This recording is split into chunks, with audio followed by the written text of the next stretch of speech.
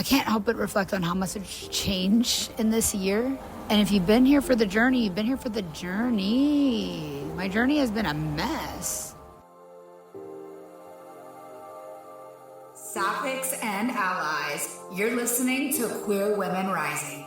That's women with an X because we are inclusive here. When we hear the stories of queer women who have gone before us, we see evidence that there's nothing we can't do. And yes, we can too. It's time for you to level up in life, in love, and step into your most authentic, abundant reality. You won't be the same after this episode. It's your turn to let go of good for greatness. Your best life is now loading. Let's rise. Let's rise. Let's rise. Let's rise. Let's rise. Let's rise. Let's rise.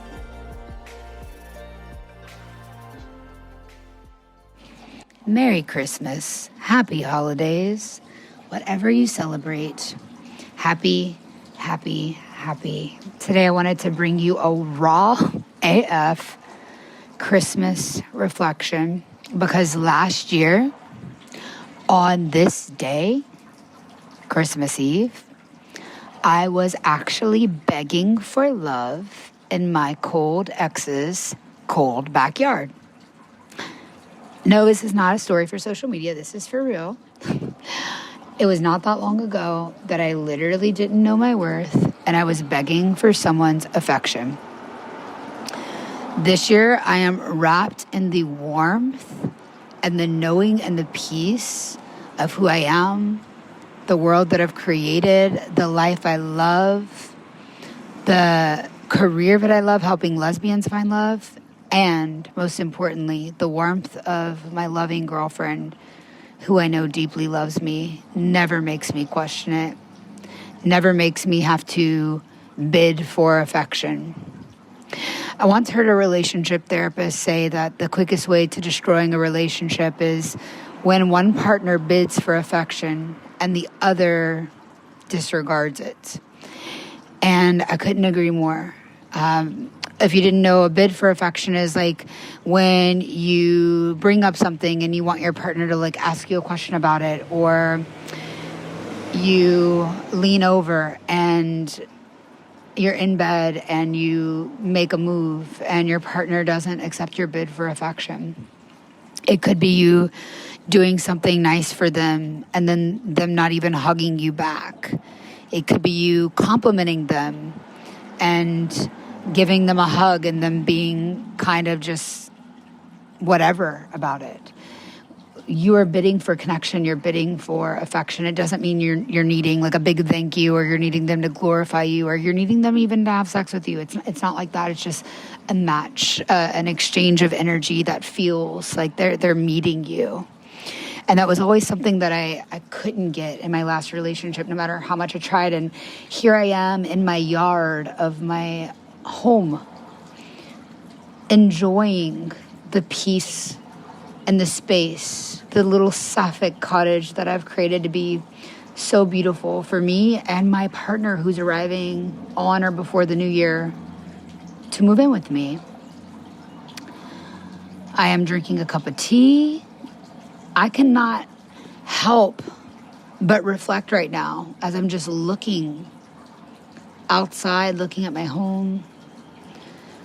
I can't help but reflect on how much has changed in this year. And if you've been here for the journey, you've been here for the journey. My journey has been a mess. And I'm happy to say that the last, how many months have just been utter peace? Other than, regular life shit, but not coming from dysregulated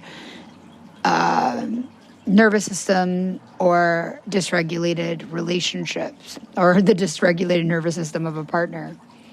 Life has just been beautiful.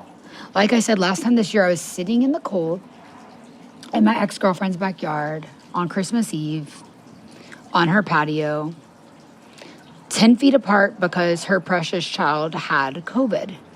or at least we suspected she had COVID. And I definitely didn't want to bring COVID to my family, so we stayed very far apart the night before Christmas. I remember leaving a family event where I was watching a Christmas movie with my little niece so that I could go tell my ex-girlfriend Merry Christmas Eve and spend time with her, because it was one night that we had, because she'd be spending the next day with her child. And I remember just going well out of my way or ending things very quickly with my family events or my friendship events to always like make time for her, and whatever space she had, it was like, oh yes, I'd jump, like. And it's just so interesting to think that like now there's nothing in my life that I jump for. Like if I don't want to do something at a certain time, I just don't do it. I would never let something come between me and my family time now. Like it's just too precious. And it's weird how there's people in your lives, and you will only do this for people who have trained you how to treat them this way. People train you how to treat them, and you train others how to treat you.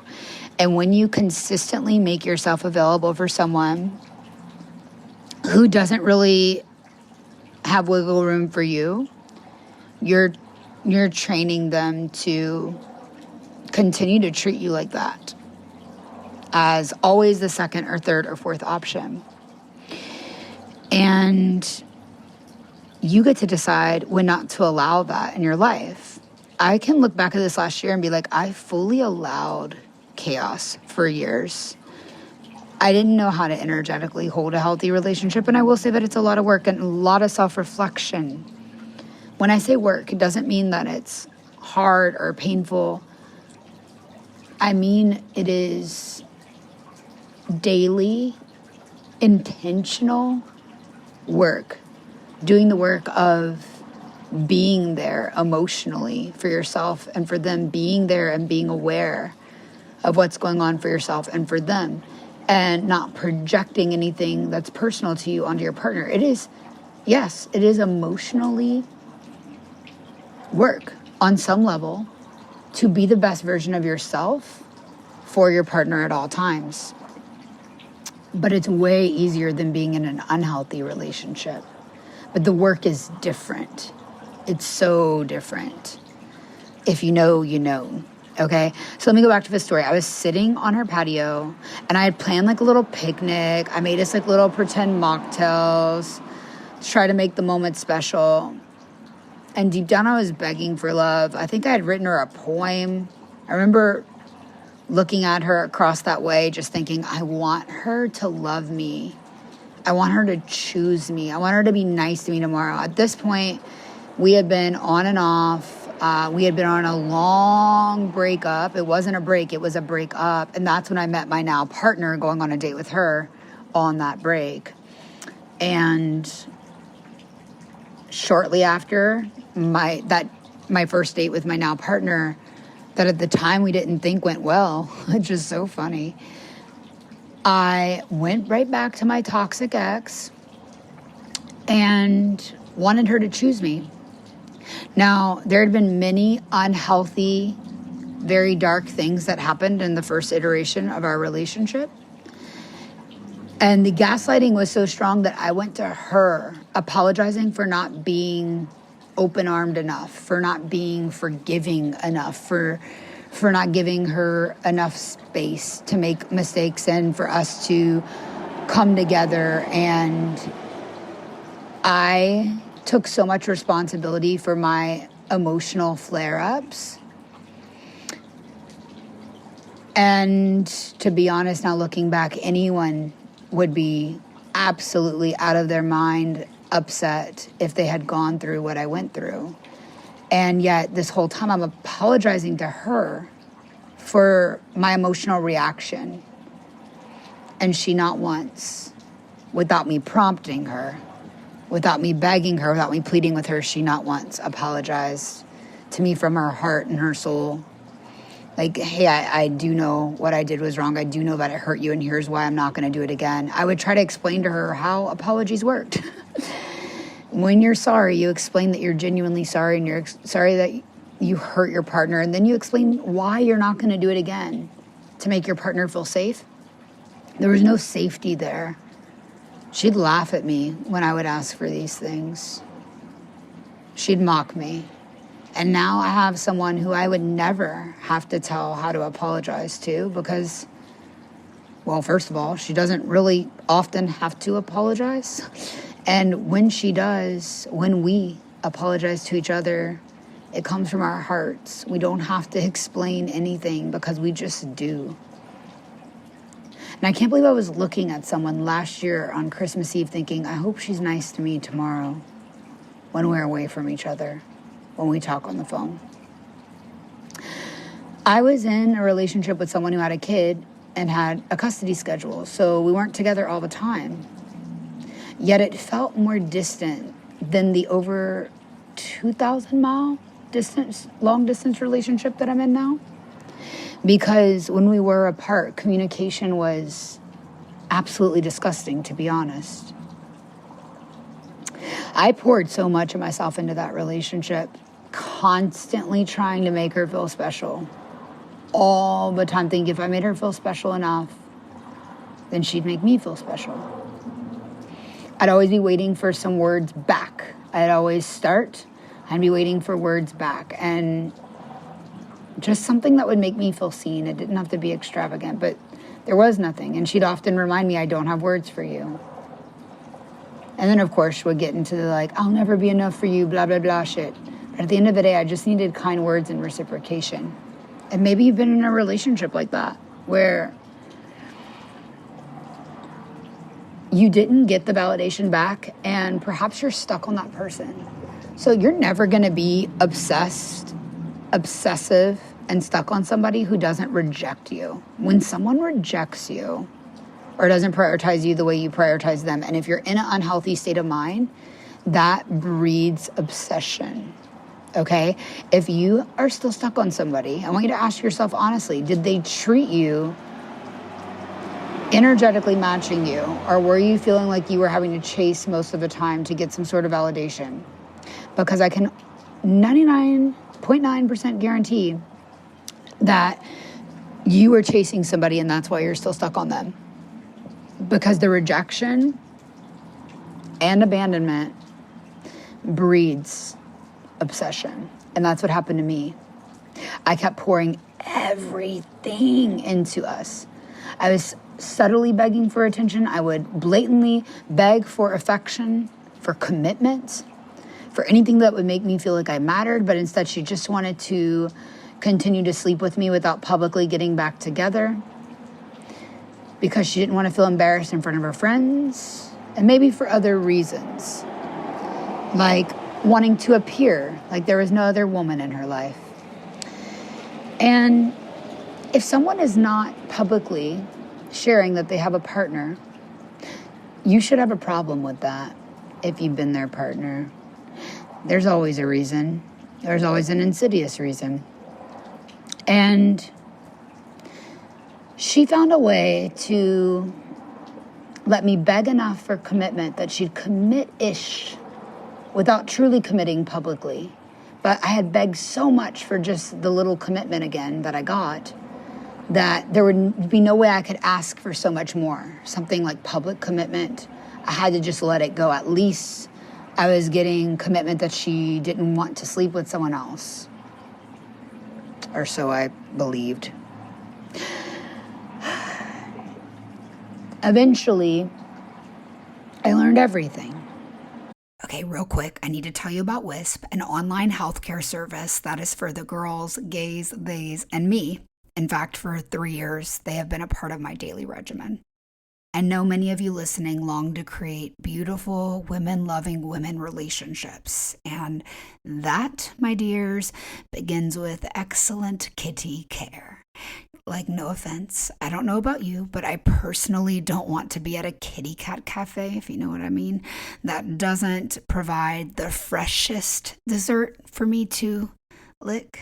So do unto others as you'd have them do unto you, and keep your kitty cat cafe fresh. With Wisp, everything from the consult to receiving meds is done from the comfort of your phone, and the company is proud of being inclusive, cost-effective, and accessible for everyone.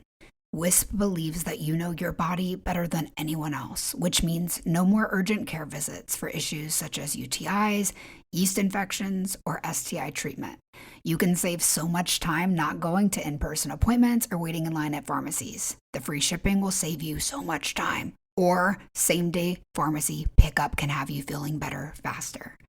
Before Wisp, I was prone to getting BV, but my kitty pH balance stays perfect.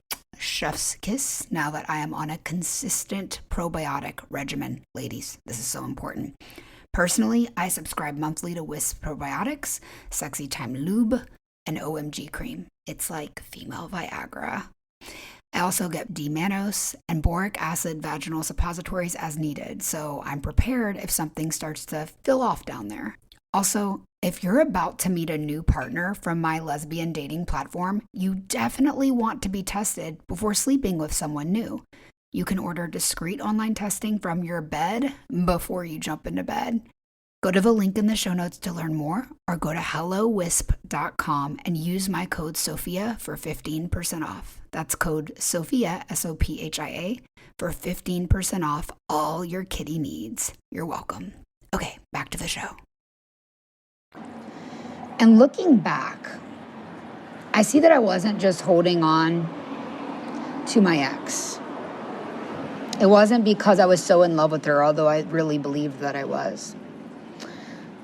I was obsessed with who I wanted her to be. The woman I saw interacting with her beloved child.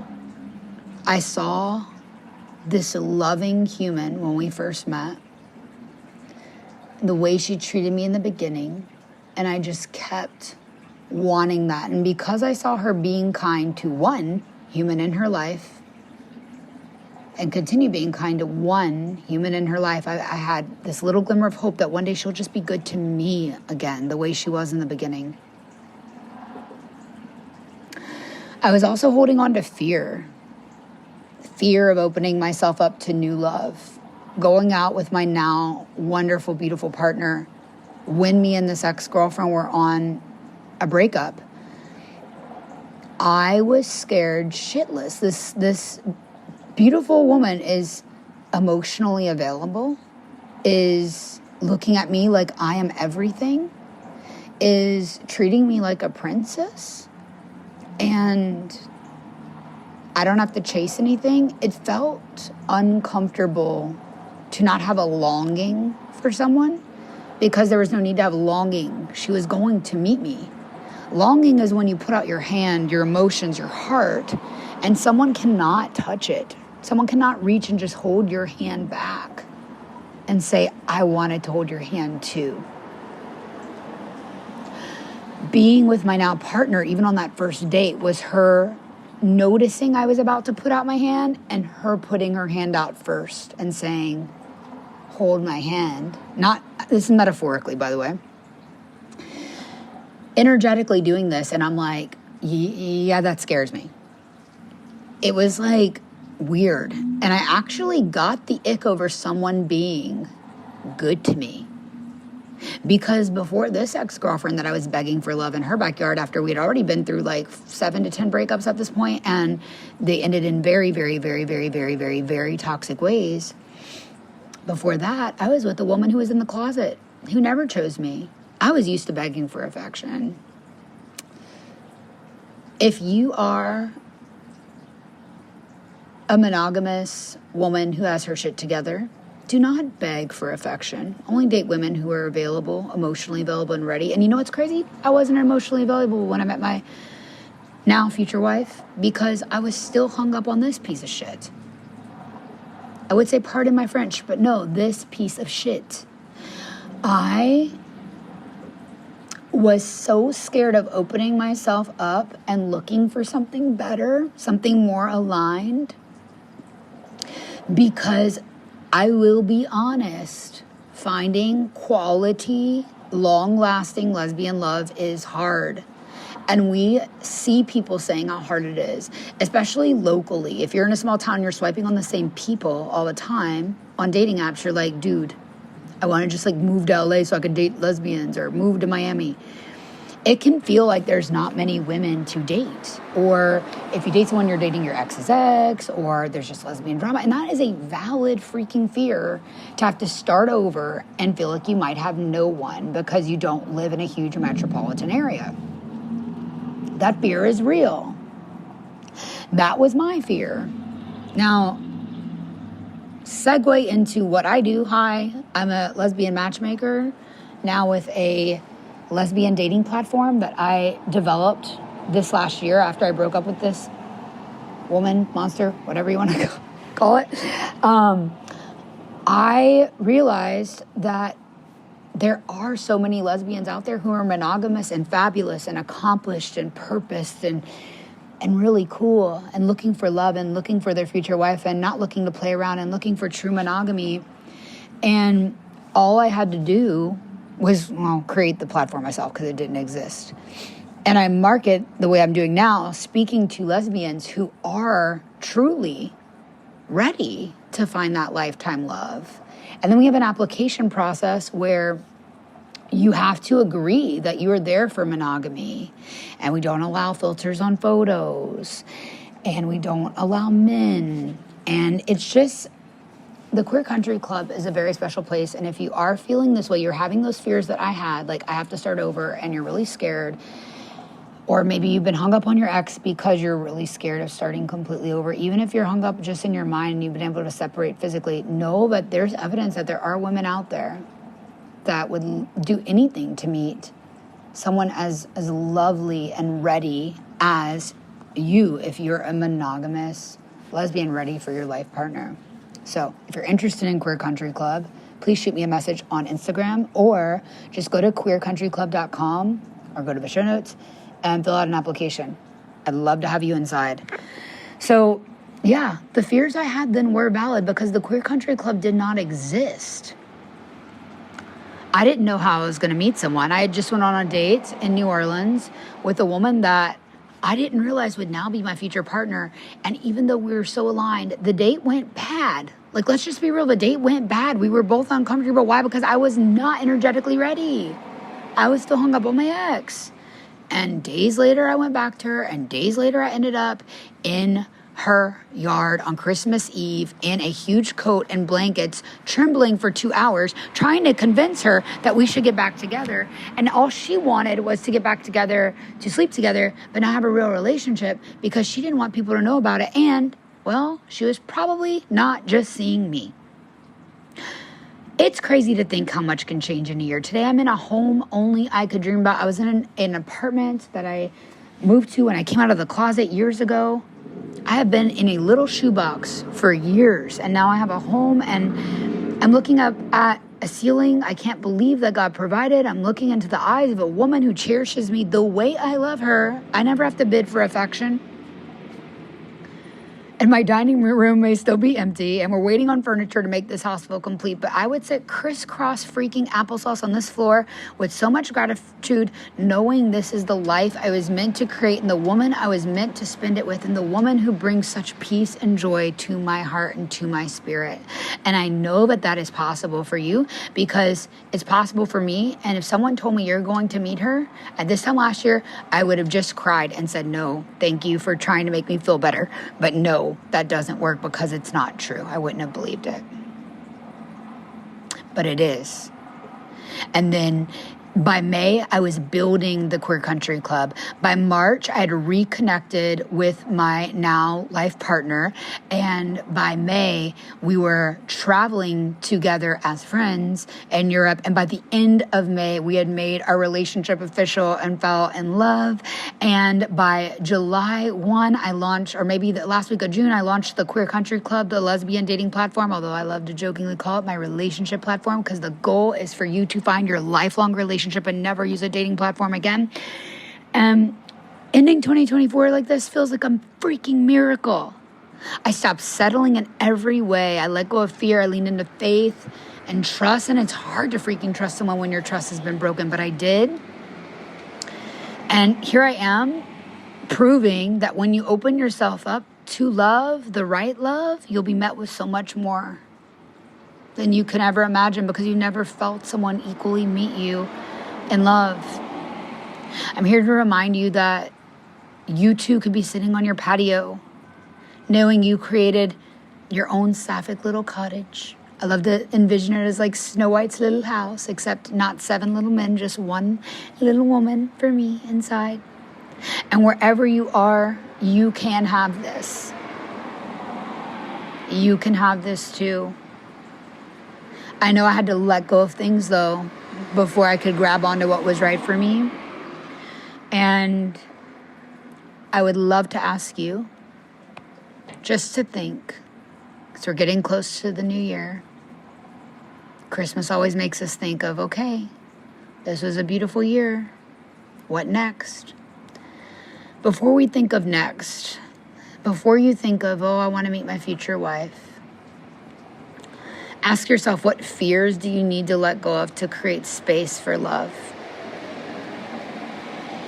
Do you need to let go of the fear that there's really no one there for you, or no one could really love you, or no one's going to ever meet you because you live in a small town? There's women in CountryClub who can work anywhere in the world and are willing to move.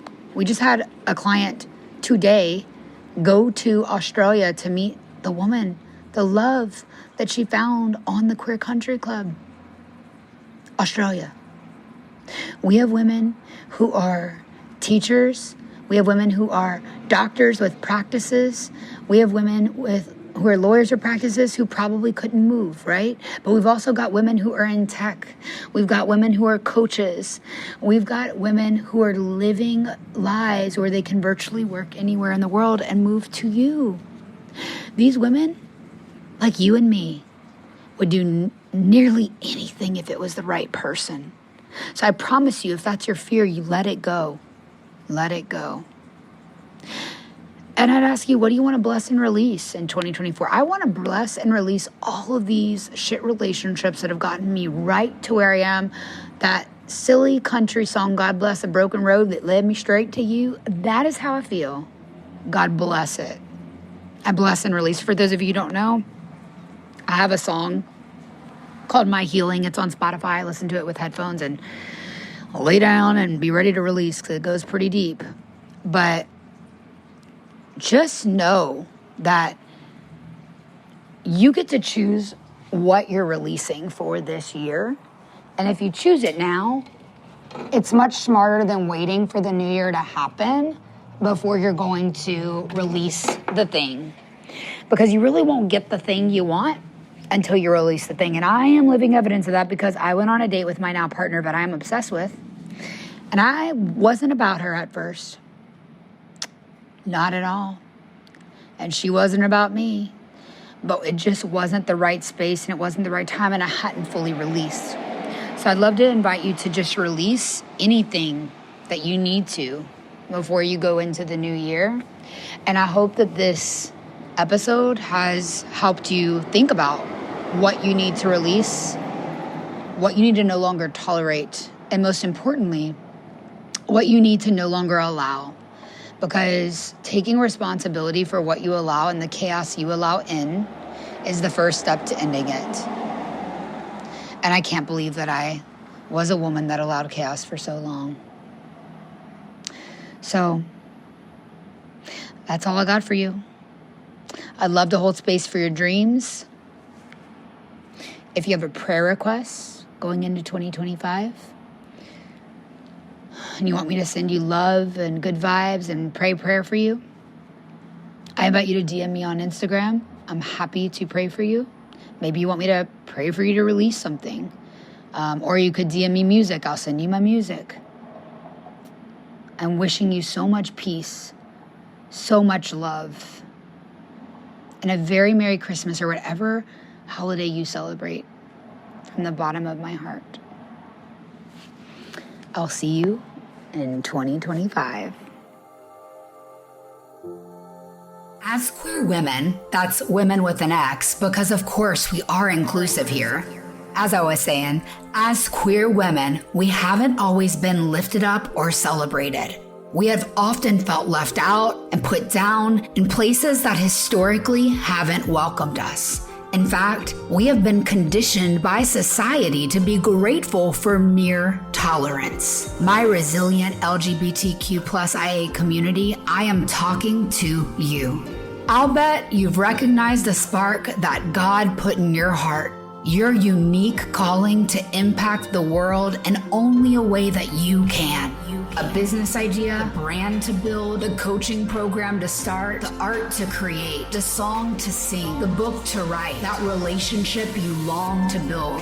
But that little light inside your soul has often been blown out by the people around you, leaving you conditioned to play small and not step into your full potential. You are not alone.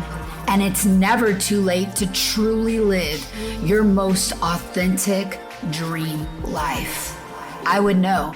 I came out late in life, nearly 30, a couple years ago, after being bullied for months inside a country club. Right outside of my weights class, I was assaulted by a bigoted woman who couldn't stand my queerness. She physically pushed me, so I had a meeting with management. I told them I didn't feel safe. I brought forth evidence, and guess what? They did nothing. Sadly, this is normal. But in order to create change, we have to be brave enough to be the change ourselves. So I did a thing. I started my own virtual country club for queer women, a safe place for us to create meaningful connections and grow. So if you're looking for a love connection, networking opportunities, or coaching to live your best freedom life, you want to apply to be a part of our incredible community of purpose-driven, passionate queer women. Join Queer Women Rising, the online queer country club for growth-minded women ready to level up in life and love. To apply, DM me the word rising on Instagram at SophiaSpallino or chat me the word rising on SophiaSpallino.com. Now, beyond hosting Queer Women Rising, I am a personal brand coach and social media strategist. If you give me a moment to tell you about what I do, I can share how I can help you. Just like I've helped many clients before get famous online and make more money. If you're an exhausted coach or service provider, ready to scale your business for real, or you're just getting started building your dream brand from scratch, and if you're ready to build your own profitable personal brand, I can show you how in 6 months or less. But why should you take my word for it? Well, I've spent over 10 years in the social media marketing industry, amassing over 400,000 followers across platforms like Instagram, TikTok, Facebook, and YouTube, as well as hosting a top charting podcast, building a successful service provider business, and coaching powerful women to build purpose-driven, profitable personal brands. Yeah, I have the social media and sales process strategies that can help you finally make the money you deserve. Because I want to help you build your dream business that gives you time, freedom, and makes real money. So for a limited time, I'm giving away your first steps to go from less than 5K months and advance to 10 to 20K months. Grab my newly revamped, profitable personal brand blueprint, my proven framework to build yourself a personal brand that motivates, inspires, and sells so that your business can thrive the way it should. Just go to the link in the show notes. Whether you're a novice at creating or you're feeling stuck, hitting a plateau in your business that once had consistent revenue, and need guidance, support, and coaching to get to your next level, I invite you to book a strategy call to speak with either me or my team to see if we'd be the right fit to work with each other inside of the Profitable Personal Brand 6-month coaching program. Mind you, I am extremely selective, and this coaching program is not for everyone, and I'm not afraid to say it. I am only taking on serious, purpose-driven, and committed queer women and allies inside of my community. If that's you, book your free strategy call. The link is in the show notes. And if you feel yourself come alive and love listening to Queer Women Rising, please leave me a 5-star rating with a kind review wherever you listen to podcasts. Be sure to share the show with a powerful woman you know. And remember, when you're called to do something greater in life, love, or business, you will be uncomfortable until you move. So get up and go get what you want. Let's rise. Let's rise.